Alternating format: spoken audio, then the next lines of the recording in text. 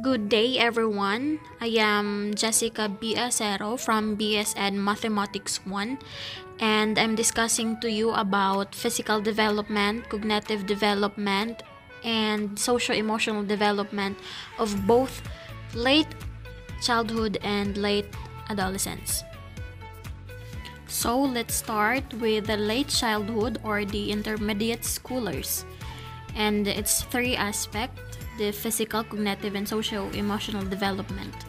So, physical development of late childhood, the goals of this topic first is to identify the different physical characteristics of intermediate schoolers.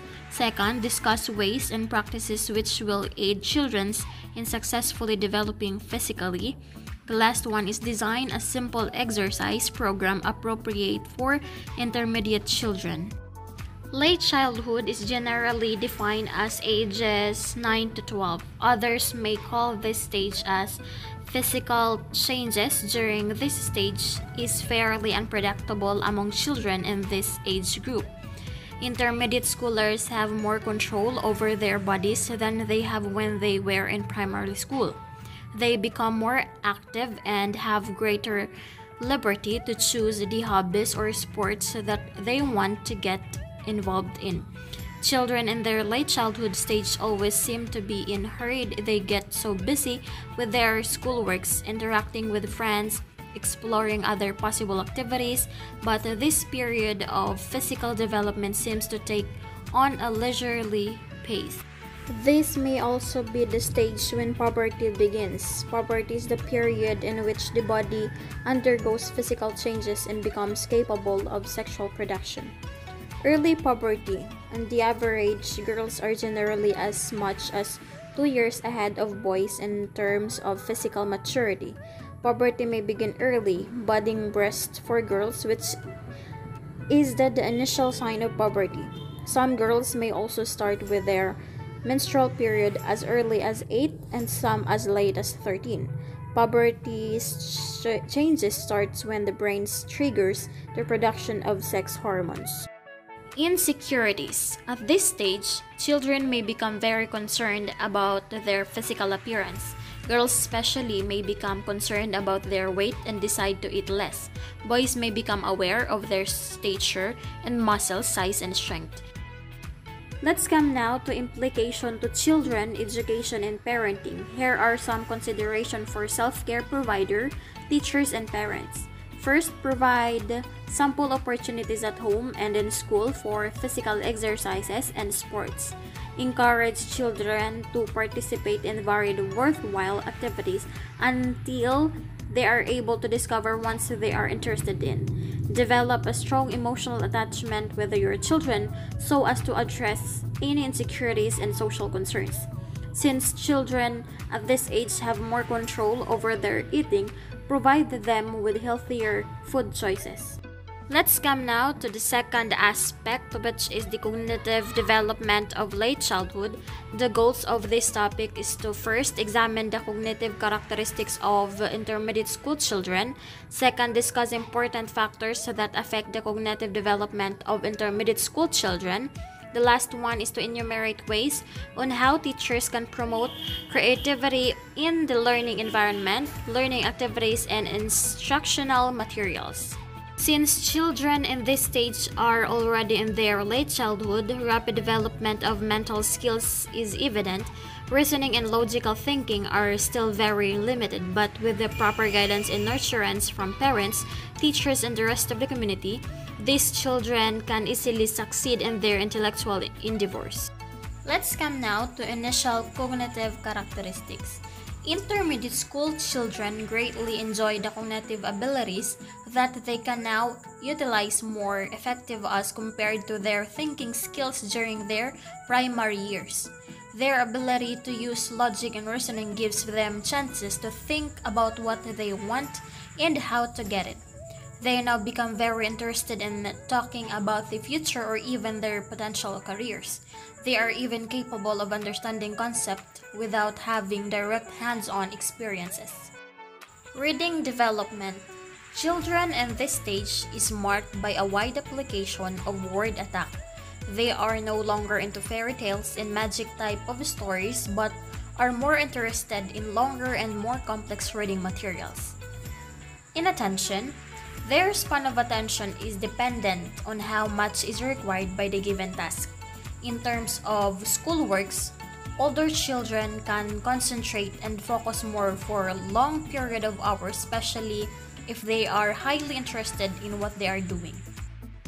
In the implications to childcare, education, and parenting, parents, childcare providers, and teachers should be able to recognize this through first, being an eager participant in children's growth and development, understanding how to use the children's natural curiosity to help make the appropriate developmental leaps in their skills and abilities, and the last one is creating an atmosphere where risk can be taken and the discovery is made while children remain safe.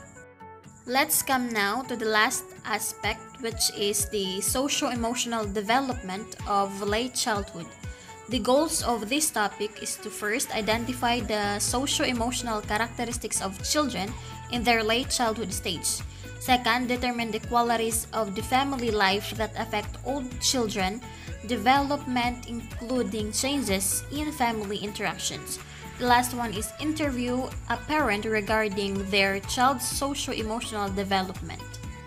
So at this period of socio-emotional development, children are spending less time in the home, or let's say at home. They are already used to interacting with different ages and gender. Emotional development, children in this stage increase understanding that more than one emotion can be experienced in a single experience. Another milestone in this stage is the development of the children, which involves the ability to monitor feelings of oneself and others to guide and motivate behavior. The four main areas of emotional intelligence was 1. Developing emotional self-awareness, 2. Managing emotions or self-control, 3. Reading emotions or perspective taking. The last one is handling emotions or resolve problems. Let's come now to implications to childcare, education, and parenting. Healthcare providers, teachers, and parents should be able to gain understanding of their child's socio-emotional strengths and weaknesses by encouraging children to talk about their feelings without doing it forcefully, provide opportunities for children to build a relationship with teachers and fellow classmates, remind children that friendship have their ups and downs and the occasional conflict and arguments can be healthy, model healthy relationship. Let's come now to the second development, which is the late adolescence or the high school learners, and its three aspects: the physical, cognitive, and socio-emotional development. Physical development of late adolescence. The goals of this topic is to describe the physical and sexual changes accompanying puberty, identify the psychological consequences of early and late physical maturity of adolescence, identify factors that enhance the socio-emotional development of adolescent, identify causes of possible trait disorders and ways of coping with them. So what is adolescence? Adolescence is a stage of human development that coincides with puberty, a biological development occurring at the average age of 11 for girls and 12 for boys. It is the period of transition in terms of physical, cognitive, and socio-emotional changes. The specific ages for this period vary from person to person. Early adolescence characterized by puberty may come at the ages of 11 and 12. Middle adolescents may identify issues within the ages of 14 and 16. Late adolescence marked the transition into adulthood at age 17 to 20. Puberty changes. Hormone flooding during adolescence causes an acceleration known as growth spurts. Growth spurts include the change in the body dimensions. In girls, the growth spurts generally begin at the age of 10, reaching its peak at the age of 11 and a half. For boys, growth spurts begin at the age of 12, reaching a peak at the age of 14, and declining at the age of 15 and a half. All muscular and skeletal dimensions appear to take part in the growth spurs during adolescence. How do adolescents develop sexual identity? An adolescent's sexual identity involves sexual orientation, activities, interests, and styles of behavior. Some adolescents are very anxious about sex and sexually active. Others are only a bit anxious about sex and or sexually inactive. Sexual orientation is a person's tendency to be attracted to people of the same sex or homosexual orientations, of the opposite sex or heterosexual orientation or both sexes or the bisexual orientation. In terms of body image and the adolescent, consciousness about body image is strong during the adolescent period. It is important that adolescents feel confident about their look, but the physical features of the human body depend on genetic heritage which must be prepared. However, there is more to body image than physical looks, and this concerns good habits in relation to cleanliness in grooming, proper wearing of clothes according to current styles, correct body postures, decorum or good form of confidence, and decency. In terms of implications for childcare, education, and parenting, to meet the physical development of adolescent children, parents need to be aware of manifestations of behavioral patterns that require closer communication, guidance, and support. In school, teachers need to be aware of the possible drop in self-esteem among adolescent learners. The teacher support is crucial to protect adolescent learners against severe distress and anxiety over their schoolwork and social relationships. Let's come now to the second aspect, which is the cognitive development of late adolescent. The goals of this topic is to describe the cognitive development of adolescent in light of Piaget's and Ziegler's cognitive development theories, explain the consequences of the adolescent's cognitive development and their behavior, define overachievements and underachievements, and purpose solutions to underachievements. Adolescence is a time of rapid cognitive development. At this stage of development, there is a decrease in egocentric thoughts, while the individual's thinking takes more of an abstract form. These changes are marked by the acquisition of new cognitive skills due to the brain's increasing in weight and refining synaptic connections known as corpus callosum, which join the coordination of the two hemispheres of the brain. Another brain development is the process of correlation temporal and practical areas known as myelination. This second development covers the brain system whose executive functions relate to attention, verbal fluency, language, and planning.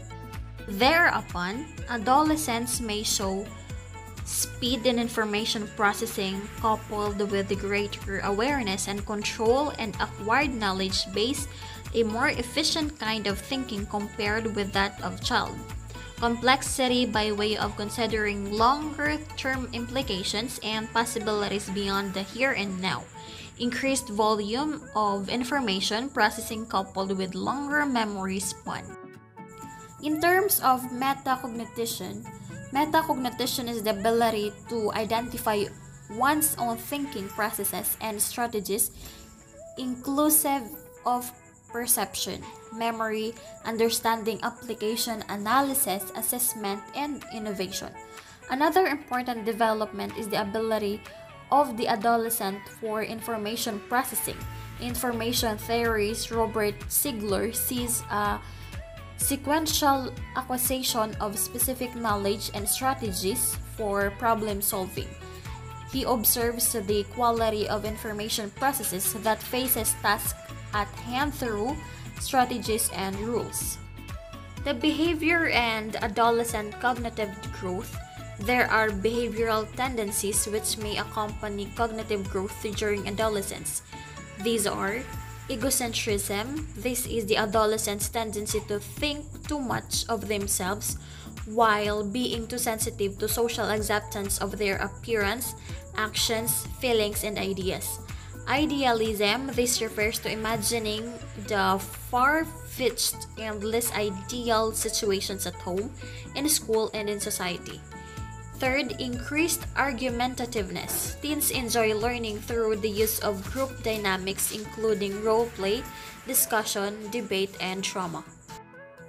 These adolescent attitudes and abilities demonstrate self-reliance, working independently without stress, money management, not spending money or luxuries, much less on alcohol and drugs, social responsibility, cooperation, and respect for others, including superiors.